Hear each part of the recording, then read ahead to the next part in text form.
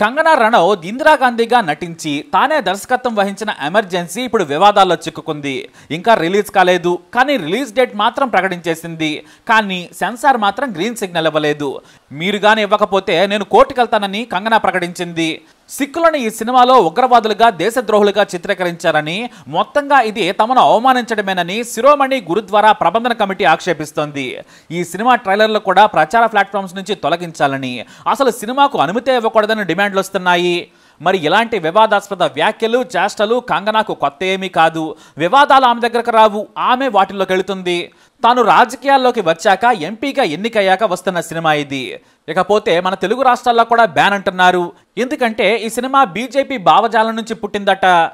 ఇది అందరిలో ఉన్న సందేహం. మరి అలాగే ఇక్కడ ఉన్నది కాంగ్రెస్ గవర్నమెంట్ కదా. అలాగే తెలంగాణలో షబ్బీర్ అలీ సిక్కుల ఆందోళనలను సీఎం దృష్టికి తీసుకుపోయిన వార్త కూడా నడుస్తోంది.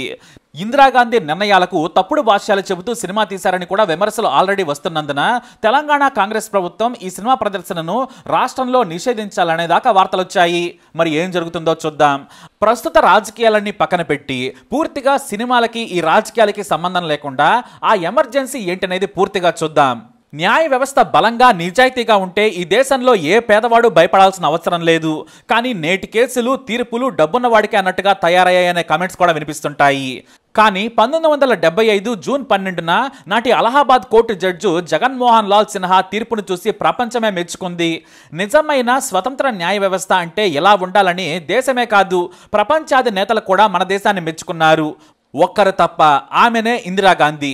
ఎందుకంటే ఆ తీర్పు ఆమె పరువు తీయడమే కాదు, దేశ చరిత్రనే చీకటిమయంగా మార్చింది.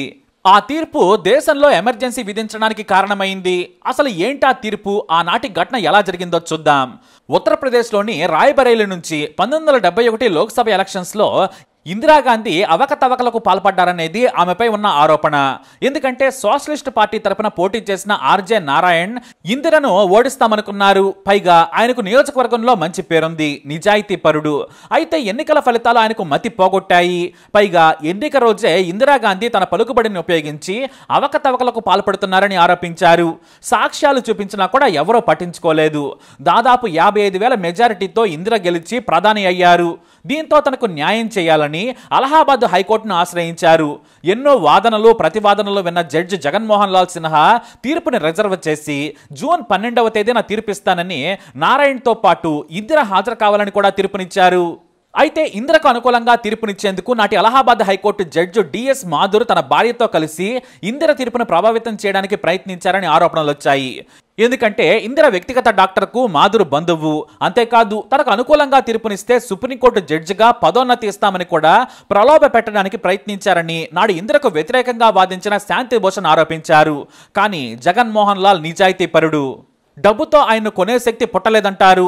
తన పని తాను నిజాయితీగా చేయడమే ఆయనకు తెలుసు.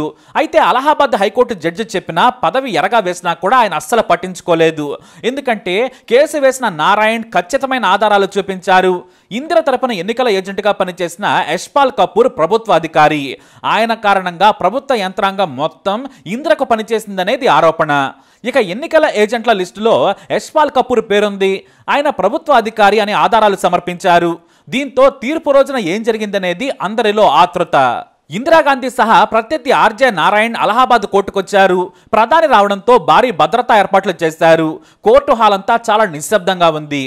జడ్జి గారు వస్తున్నారనగానే ఇందిర సహా అంతా లేచి నిలబడ్డారు. జడ్జి తీర్పును పేజీల కొద్దీ చదువుతూ ఉన్నారు. ఇక చివరి పారాగ్రాఫ్ కు వచ్చేసరికి ఇందిర సహా ఆమె లాయర్లకు కూడా ముచ్చెమటలు పడుతున్నాయి. ఎందుకంటే తీర్పు ఏదో తేడాగా ఉందని గ్రహించేశారు. అందులో చివరి పారాగ్రాఫ్ ఎలా ఉంది.